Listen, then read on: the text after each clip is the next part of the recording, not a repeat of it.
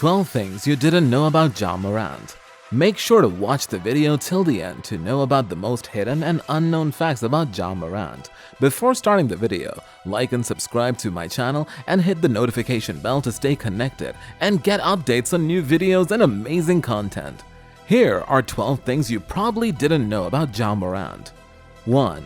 His real name is Demetrius, and he has his own holiday. You might be wondering then, why does everyone call him Ja? It's a shortened version of his middle name, Jamil. Morant grew up in South Carolina. After he was named Rookie of the Year, the state declared August 10th Ja Morant Day. It does not stop with the holidays. The Memphis Zoo named one of its baby giraffes after Morant. Giraffe was born in November 2020 and matched Morant's height by the time it was just 2 weeks old. 2. His dad played high school hoops with Ray Allen. Ja's father, T, suited up with Jesus Shuttlesworth himself at Hillcrest High School of Dalzell, South Carolina. Both players went on to play college ball. Allen, obviously, at UConn, before an illustrious 18-year run in the NBA, and T at Claflin University of Orangeburg, South Carolina. T's hoops career didn't end in the college ranks though. After his time at Claflin, T played on the international circuit and tried out for the NBA. But before he could break through on the highest level, something happened that threw off his hoop dreams. His wife became pregnant with Ja. Given the change in life circumstances, T moved on to his second career, working as a barber to support the family. Morant's dad, T, played college basketball and played in high school with South Carolina star Ray Allen. According to a report, T trained his son from a young age, starting in their backyard, and by the time he was 6 years old, Morant was already analyzing different offenses and defenses. 3. Ja has words of wisdom from his mom tattooed on his arms. Ja is very close with his whole family, a promising sign for an NBA franchise evaluating character. On his left arm, he even has a tattoo of some advice his mother passed along to him, beneath no one, but that definitely wasn't the case when he was on the high school hoop scene. The docuseries Promised Land follows Morant throughout his first season in the NBA and focuses on how his relationship with his family is the motivating factor for the young star. The series was directed by Dexton Debery and is available online at Crackle. 4. He was unranked prospect entering college.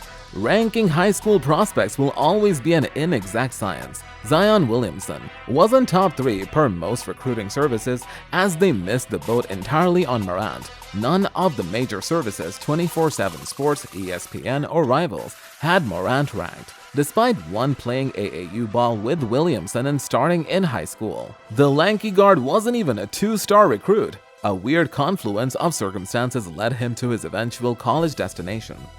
5. Murray State discovered him on accident. The racer stumbled on gold when assistant James Cain attended a camp to see a different player. While he was on the hunt for a snack during the camp, Cain happened to see Morant tearing it up on a 3-on-3 game in a side gym. One thing led to another. Cain hit up Murray State coach Matt McMahon, and Morant landed a scholarship offer, though he was also being courted by South Carolina, Duquesne, Maryland Eastern Shore, Wofford, and South Carolina State. Morant committed to Murray State while eating dinner at McMahon's house in September 2016, to which everyone at Murray State says, "God bless that snack break." Morant ended up at Murray State after the recruiter accidentally found him playing 3-on-3 in an open gym. The recruiter was there to watch off Morant's teammates, not him. 6. He couldn't dunk until his senior year of high school. Morant is a monster athlete, so it might surprise you to learn his explosiveness didn't really develop until later on in his career. Though most top prospects start dunking in middle school, Morant couldn't throw it down until the summer before his senior year of high school. Before then, I'd probably get 1 dunk out of 25 tries, Morant recalled.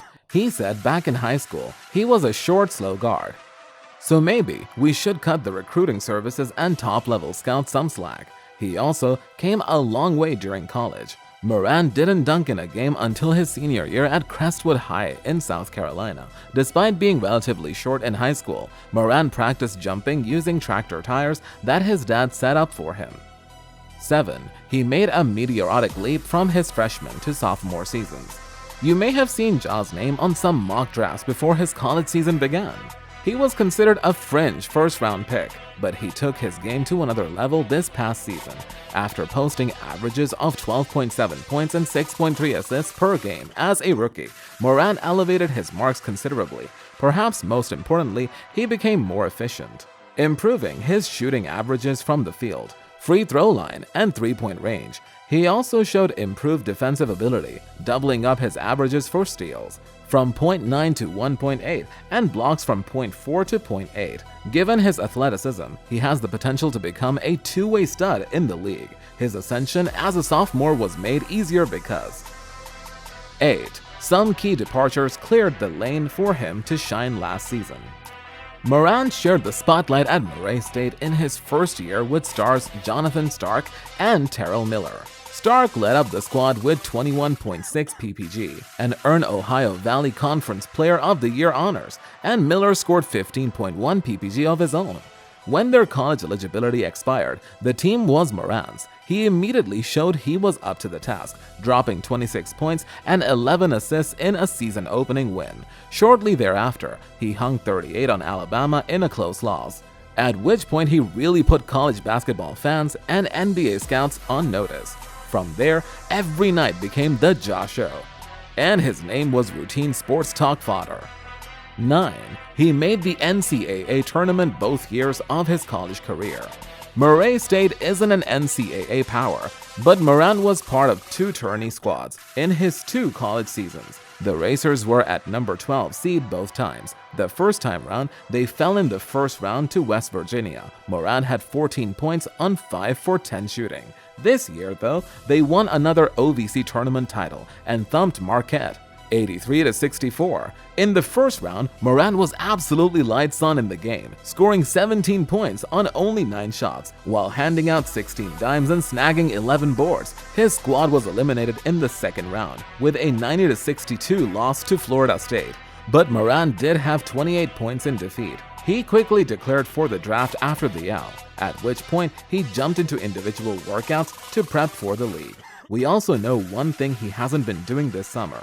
In his last year before being drafted, Morant averaged 24.5 points and 10.0 assists per game, making him the first player to average 20 out of 10 in a season since the NCAA began to officially recognize assists in the 1983-84 season. 10. His athleticism does not translate to golf. NBA players love to hit the links in the offseason. For example, Mike Conley Jr. is a noted golfer. So is Junior Smith. But Memphis's presumed heir apparent doesn't seem likely to partake in the same activity during his pro summers. Amid this year's tourney, a video made the rounds of Morant's sad golf swing. He missed the ball twice and looked pathetic doing it. We know this kid is a transcendent athlete, but that form truly is Charles Barkley level bad. If he puts his mind to it, though, we know he can improve, because 11. His work ethic is second to none. You hear a lot of cliches about emerging athletes, but Morant's work ethic has been consistently noted throughout his rise. It's reminiscent of what people once said about Giannis Antetokounmpo. Morant's high school coach, Dwayne Edwards, who also mentored Ray Allen as an assistant coach at Crestwood, had high praise for Ja. Ja would practice with me. Then he'd go home and practice with his daddy after practice. Edwards recalled, "You couldn't open the gym enough for Ja Morant. You couldn't open it enough. Coach, can you open the gym this Sunday?